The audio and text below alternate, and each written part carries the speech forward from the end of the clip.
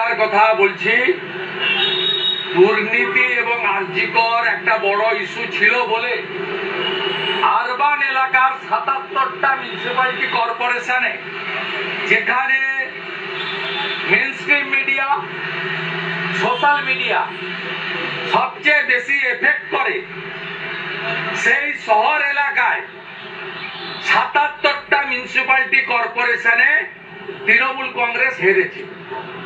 কলকাতা কর্পোরেশনের ৫৪টা ওয়ার্ডে বিজেপির লিড হয়েছে।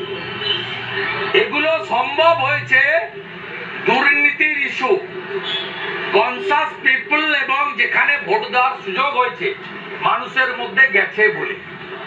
এবং ২,৭৫,০০,০০০ যারা ভোট পেয়েছেন তাদের ২ কোটি ভোট মুসলমানদের ভোট। কমপ্লিটলি 2 crore মুসলমান ভোট আউট অফ 2,75,00,000 ভোটার টিএমসির যে ভোট। আর বিজেপি ২,33,২৭,০০০ ভোট পেয়েছে, কমপ্লিটলি হিন্দু এবং জনজাতিদের ভোট। নর্থ বেঙ্গল বিশেষ করে জনজাতিদের ভোট আমরা পেয়েছি। এই ভোটে মুসলিম ভোটের অংশীদারিত্ব নেই। এবং এই যে ৪২ লক্ষের গ্যাপ, শুধু একা ডায়মন্ড হারবারে ১০ লক্ষ ছাপ্পা ভোট হয়েছে, একা ঘাটালে মিনিমাম ৭ লক্ষ ছাপ্পা ভোট হয়েছে। এই ৪২ লক্ষ গ্যাপের মধ্যে ২৫ লক্ষ ছাপ্পা ভোট আছে, ২ কোটি মুসলমান ভোট আছে, আর কিছু চোর ডাকাত যেগুলো আছে তৃণমূলের, তারা আর কিছু গরিব মানুষকে লক্ষ্মীর ভান্ডারের বন্ধ হয়ে যাওয়ার থ্রেট দিয়ে কিছু ভোট তারা নিয়েছে।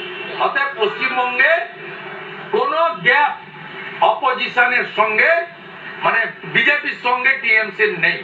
আমি শুধু ইলেকশন কমিশনকে একটা কাজ করতে বলবো, পশ্চিমবাংলায় পুলিশকে মমতা ব্যানার্জি নিচের তলার পুলিশ নয়, তারা ডিএ পায় না, তাদের রেশন বন্ধ হয়েছে, তারা কষ্টে আছে।